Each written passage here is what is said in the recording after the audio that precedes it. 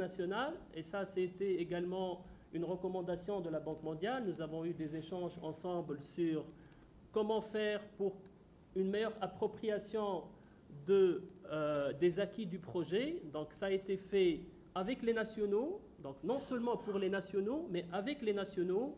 Donc je profite pour remercier toutes les institutions nationales partenaires. J'ai peur d'oublier quelques-unes, donc je citerai la DGPC, l'IER, l'université, le CIFOR, enfin tout, l'IGM, tous les partenaires qui nous ont soutenus de près ou de loin dans la mise en œuvre des activités du projet ILWAC. Donc voilà un peu d'une manière ramassée ma vision des choses, et comme on dit, la culture c'est tout ce qui reste, c'est ce qui reste après avoir tout oublié.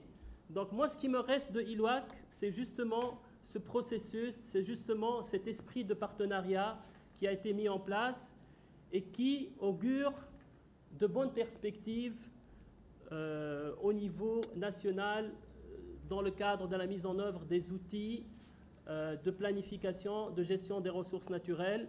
Je voudrais confirmer, et je profite de cette occasion, je voudrais confirmer l'engagement de l'OSS à soutenir le Mali dans ce cadre-là, soutenir en particulier l'AEDD qui est notre partenaire clé au Mali. Je constate avec beaucoup de satisfaction, avec beaucoup d'enchantement tous les changements qui sont en train d'être opérés à l'AEDD. Donc l'AEDD est une institution qui grandit, qui commence à jouer pleinement son rôle au niveau national en tant que plateforme synergique sur toutes les questions environnementales. Donc je confirme et reconfirme encore une fois la disponibilité de l'OSS, l'engagement de l'OSS à être à côté de vous pour continuer ce processus que nous avons initié ensemble. Et finalement, je ne manquerai pas de remercier la Banque mondiale pour la confiance qu'elle nous a accordée en nous confiant la réalisation de ce projet-là. Donc ça a été fait dans un esprit de transparence, dans un esprit de partenariat. L'OSS n'a pas réalisé le projet en tant que bureau d'études. Au contraire, l'OSS a même mobilisé d'autres ressources pour appuyer ce processus-là. Donc je voudrais également remercier, mais vraiment d'une manière fraternelle, notre ami Issa, qui a été avec nous, non comme un responsable au niveau de la Banque mondiale qui gère un projet, mais qui était avec nous technicien, qui nous a apporté beaucoup par ses éclairages techniques, stratégiques, sur l'approche et la manière de la mise en œuvre de ce projet. Donc j'espère que je n'ai pas oublié certains d'entre vous. Je vous remercie, vous tous, pour votre engagement, pour votre soutien, et que le processus continue. Dans le cadre, effectivement, de la promotion des connaissances sur les questions du changement climatique et aussi sur les questions de gestion durable des terres. Aujourd'hui, nous pouvons dire, sans risque de nous tromper, que les résultats, en tout cas auxquels nous sommes parvenus, peuvent effectivement nous permettre d'aller de l'avant dans le cadre de la lutte contre les questions de changement climatique, dans le cadre effectivement de la gestion durable des terres. Comme vous le savez, le Mali, aujourd'hui, dispose d'un cadre stratégique d'investissement pour la gestion durable des terres, qui vient d'être adopté par le gouvernement. Et nous disposons aussi au Mali d'une politique nationale changement climatique qui est dans le processus, effectivement, d'adoption par le gouvernement. Et je crois vous dire que par rapport à ces deux documents déjà, ce projet constitue en tout cas un véritable outil de renforcement des capacités et de mise en œuvre effectivement des plans d'action issus de ces deux documents de gouvernance. Parce que dans les deux documents, nous faisons référence à la recherche, nous faisons référence à la promotion des connaissances, et dans le cadre du changement climatique et dans le cadre de la gestion durable des terres.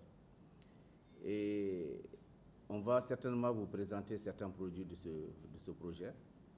Ce qui est important pour nous de dire, c'est que les résultats auxquels nous avons abouti aujourd'hui sont tellement importants que ce que nous pouvons demander, c'est de dire à la Banque mondiale, c'est de dire à l'OSS qu'on ne peut pas s'arrêter en si bon chemin. Nous avons effectivement obtenu des résultats, en tout cas qui nous ont mis l'eau à la bouche. Donc on voudrait effectivement continuer, aller sur... Évoquer très rapidement l'esprit dans lequel le projet a été réalisé. Mais je dois me faire le devoir de rappeler très brièvement ce que vous savez déjà, à savoir que la banque, son objectif global, c'est la réduction de la pauvreté dans tous les pays où elle intervient en apportant soit des ressources financières, soit de l'appui conseil, soit des ressources humaines parfois pour accompagner le développement. Et dans ce cadre-là, la gestion de l'information qu'on appelle nous tous classiquement le pouvoir, parce que c'est ça qui permet de décider à partir d'un bon savoir, l'information est capitale dans ce processus de lutte contre la pauvreté, parce qu'il faut savoir pour pouvoir prendre les décisions et pouvoir investir le peu de ressources dont on dispose souvent au bon endroit et avoir des résultats efficients. Ce projet qui s'intitule l'opérationnalisation d'un système d'information pour la gestion durable des terres, l'adaptation au changement climatique et la gestion des risques de catastrophes. Le nom est relativement long, mais vous aurez compris que c'est de toutes les problématiques dont nos pays souffrent que ce projet voudrait traiter, en l'occurrence dans le cadre du Mali, afin que la plupart des décideurs techniques que vous êtes, décideurs politiques, connaissent l'information minimale sur ces questions, toutefois qu'on veut prendre une décision.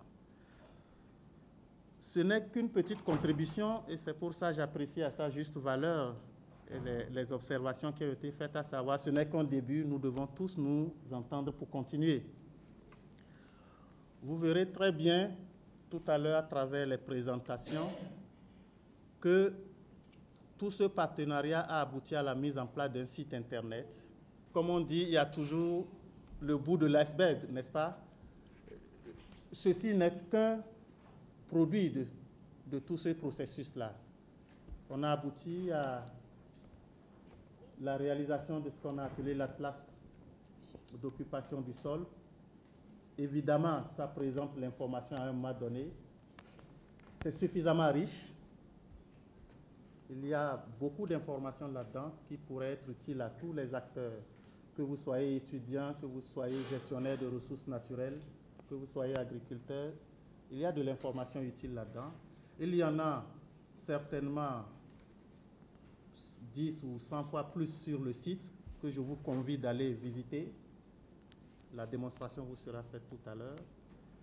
Et donc, ce n'est qu'un début parce que cet atlas, comme le site, n'ont donné qu'une information à une date précise. Demain, l'occupation du sol pourra évoluer. Les questions de résilience au changement climatique, quels sont les éléments pour s'adapter, ça aurait pu évoluer dans quelques mois ou quelques années. Il faudrait maintenir ce système en vie. Il faudrait l'alimenter avec de l'information, des données. Et c'est ce qui nous oblige tous à devoir continuer cette aventure. Je voudrais relever quand même un contexte particulier. On a dit que c'est la gestion des risques de catastrophe. L'inondation au Mali, aujourd'hui, tout le monde sait ce que ça signifie avec son cortège parfois d'événements vraiment malheureux et douloureux. La désertification, les changements climatiques, c'est des enjeux hyper importants aujourd'hui au niveau mondial et surtout dans le domaine, dans la région du Sahel. La résilience face au changement climatique est un des défis majeurs des régions sahéliennes aujourd'hui. Et le Mali est au cœur de cette problématique. Et nous sommes convaincus que ce type d'outil, sans être la solution totale à la chose, constitue un des éléments de réponse. Savoir ce que nous devons faire pour être plus résilients à ce risque climatique-là, et qui d'ailleurs est connecté aux questions d'inondation et autres. Donc une fois encore, c'est un exercice qui vient de commencer.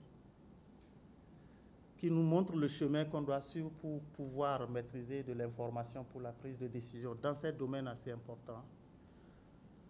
C'était très peu de ressources, c'était moins d'1 million de dollars pour faire tout ce travail, atelier, acquisition des cartes, tout ça. On ne s'imagine pas, mais c'était moins d'1 million de dollars. C'était donc tout un petit projet. On souhaite que d'autres ressources viennent par ailleurs, que ce soit au niveau national ou d'ailleurs, pour continuer cette aventure-là. Déjà, l'expertise est disponible. L'OSS est là. L'expertise nationale est disponible, les institutions nationales qui ont accompagné techniquement ce processus. L'expérience de management d'un tel processus est là avec l'AEDD. Donc, tout est en place si on a un peu plus de ressources pour pouvoir continuer. Et je souhaite que tous les acteurs que nous sommes, nous pensions à cela, pour que nous puissions mieux gérer l'environnement, pour que nous puissions donner de l'information pour la gestion de la résilience face au changement climatique et tous les autres aspects qui impactent directement sur la qualité de vie et les questions économiques par ailleurs.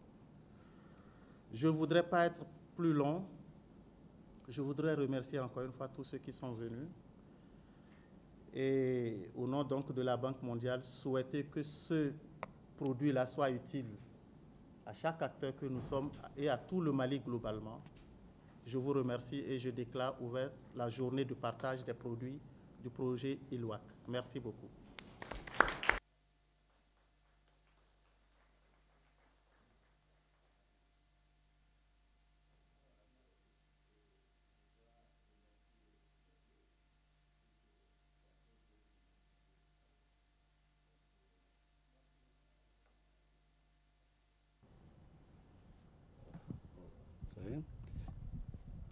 Monsieur le directeur, bonjour.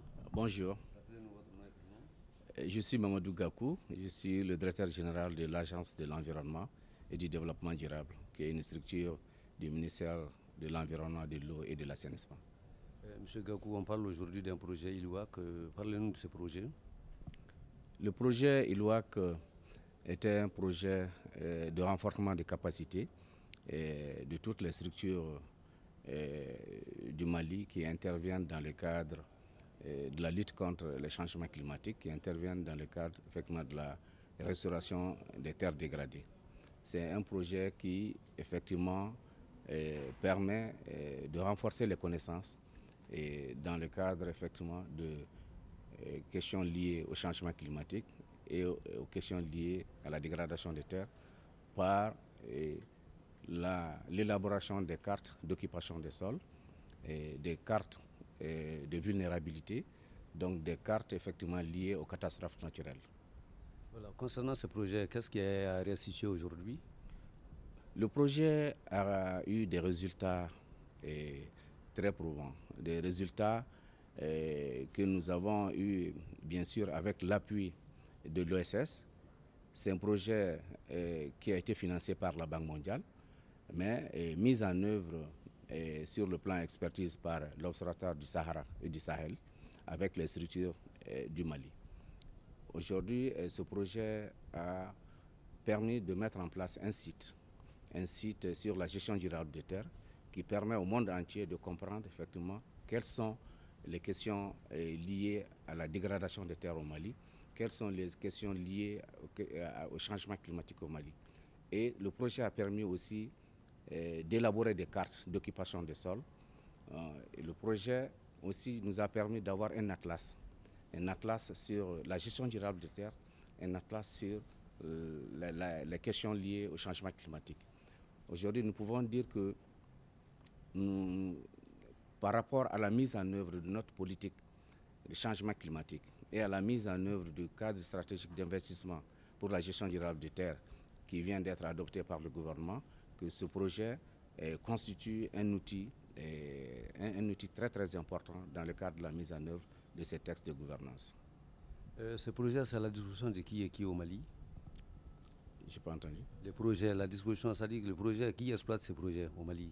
Là, ce projet est normalement pour tous ceux qui interviennent dans le domaine au niveau du milieu rural, tous les partenaires qui appuient le Mali, qui veulent comprendre effectivement ce qui se passe au niveau du Mali.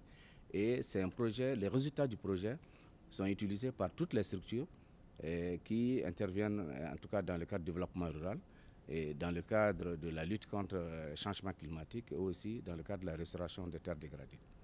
Merci, monsieur le directeur. Voilà, merci. Monsieur le directeur, bonjour. Bonjour. Rappelez-nous votre nom et prénom.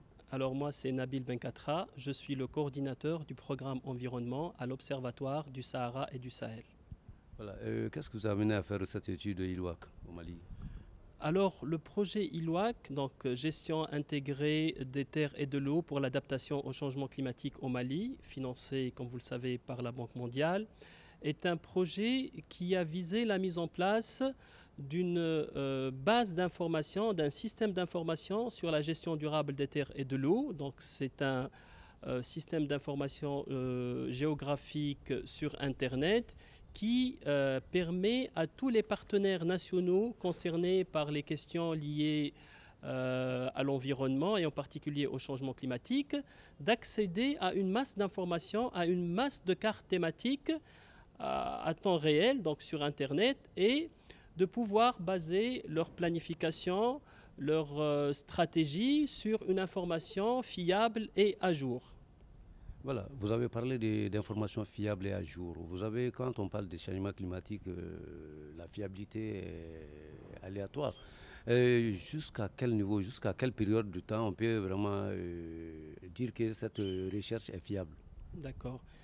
Alors, pour être plus précis sur la question donnée, donc, le projet a notamment permis la réalisation de cartes d'occupation du sol couvrant tout le Mali. Donc tout le Mali a été couvert par une cartographie de l'occupation du sol à l'échelle du 1/200 millième. C'est une cartographie récente utilisant des données images satellites de 2012-2013. Et sur la base de cette cartographie de l'occupation du sol, nous avons développé des méthodologies pour aborder des questions liées à la vulnérabilité au changement climatique. Par exemple, nous avons réalisé des cartes de vulnérabilité à la sécheresse, des cartes de vulnérabilité au feu de brousse, et notamment au feu de brousse tardif, des cartes de vulnérabilité aux inondations. Donc, nous avons développé des méthodologies assez robustes, tout en étant assez simples, donc pour permettre de produire rapidement des cartes répondant aux besoins des utilisateurs. Donc il y a eu ce travail-là méthodologique et conceptuel sur la définition de ces cartes, sur la définition de la manière de les produire, sur la définition également de leurs spécificités techniques. Il y a eu ensuite la production de ces cartes en impliquant les partenaires nationaux. Et ça, c'est un point très important sur lequel je souhaite attirer l'attention. Donc, tout le processus conduit au Mali a impliqué les principaux partenaires nationaux concernés. Ça n'a pas été un travail qui a été fait dans les bureaux par un bureau d'études, non. L'OSS a joué le rôle de plateforme synergique qui a permis d'impliquer l'ensemble des partenaires nationaux concernés. Et ceci a été aussi rendu possible grâce à l'Agence de l'environnement et du développement durable, qui est le chef de file, qui est le chef d'orchestre au niveau national et qui a permis de mobiliser aussi bien les départements techniques concernés que l'expertise nationale.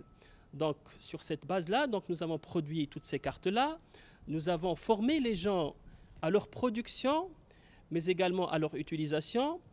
Et, comme vient d'être dit ce matin par le représentant de la Banque mondiale, ceci ne constitue que le début d'un processus donc, qui veut avoir comme objectif de renforcer les outils de planification, de gestion, de surveillance des ressources naturelles pour leur meilleure exploitation dans une perspective de développement durable qui permet de faire profiter les générations actuelles sans compromettre le devenir des générations futures. Merci, monsieur. L'atelier de ce matin a pour objectif principal de présenter aux partenaires nationaux les produits finaux phares de ce projet.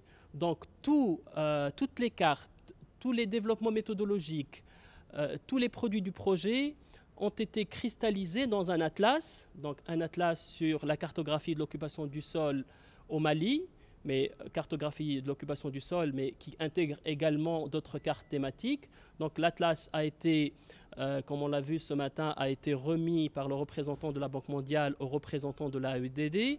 Donc nous allons présenter dans le détail le contenu de cet atlas-là pour assurer une meilleure diffusion de cet atlas-là, mais également pour assurer une meilleure exploitation de cet atlas. En plus de ça, nous avons produit un système d'information géographique sur la gestion durable des terres et de l'eau sur des clés USB. Comme nous savons, parfois nous avons des contraintes d'accès à Internet. Parfois les débits Internet sont assez lourds, assez faibles. Donc nous avons pensé à mettre ces systèmes d'information géographique sur des clés USB et chaque technicien, chaque responsable technique peut aller à une réunion, peut aller à une manifestation, peut aller à une rencontre en ayant sa clé USB contenant cette masse énorme d'informations et de données. Donc à tout moment, il peut la brancher sur sa machine et il peut accéder aux données et informations et faire des contributions, faire des commentaires, faire des propositions sur une base éclairée par les données et par l'information disponible sur ces clés. On peut estimer à combien le coût de réalisation? Alors, bon, on ne peut pas détailler trop sur le coût. Bon, comme disait ce matin le représentant de la Banque mondiale, c'est un projet qui ne dépasse pas le 1 million de dollars. Mais il faut dire que ce budget a été réparti sur plusieurs composantes. Donc, il y a eu des composantes qui ont été gérées directement par la Banque mondiale, d'autres qui ont été utilisées pour financer la réalisation des produits, d'autres pour l'organisation d'événements, etc. Mais en tout et pour tout, c'est un truc qui ne dépasse pas en totalité les millions de dollars. Merci.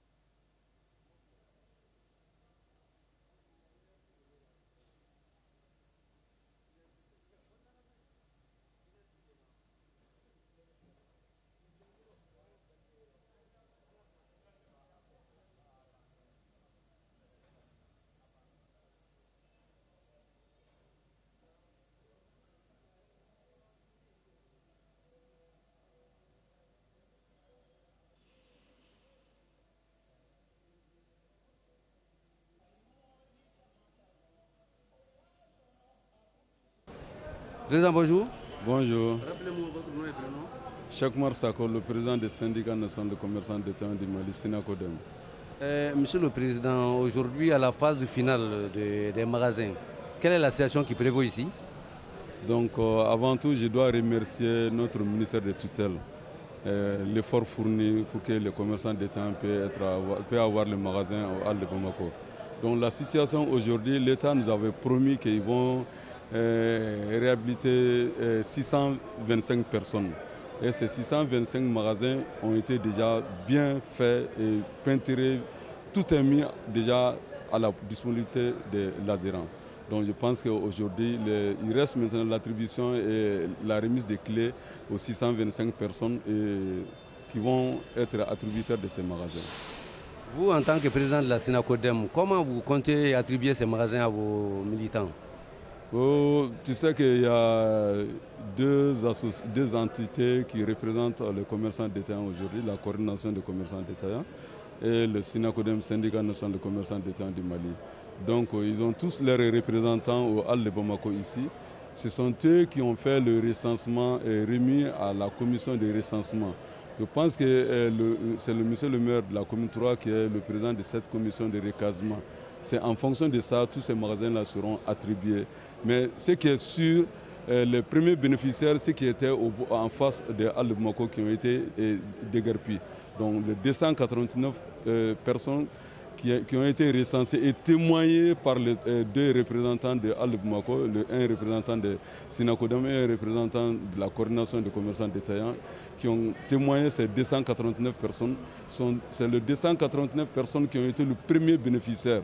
Après, le reste des déguerpis qui sont dans tous les districts de Bamako, qui ont suivi la liste et qui a complété la liste à 625 personnes. Je crois qu'aujourd'hui, il y a plusieurs demandes, parce qu'il y a plus de 2000 demandeurs qui veulent venir au Hall de Bamako. Nous comptons toujours notre ministère de tutelle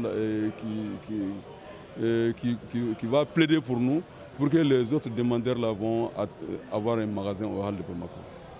Alors, est-ce que aujourd'hui vous êtes sûr que tous ces demandeurs qui sont sur la liste sont détenteurs de magasins ici? Vous êtes rassurés? Non, ils n'étaient pas détenteurs de magasins, mais ils vont être détenteurs de magasins ici. Ça, c'est très sûr parce que les 625 magasins ont été déjà bien réfectionnés, confectionnés par le ministère de tutelle.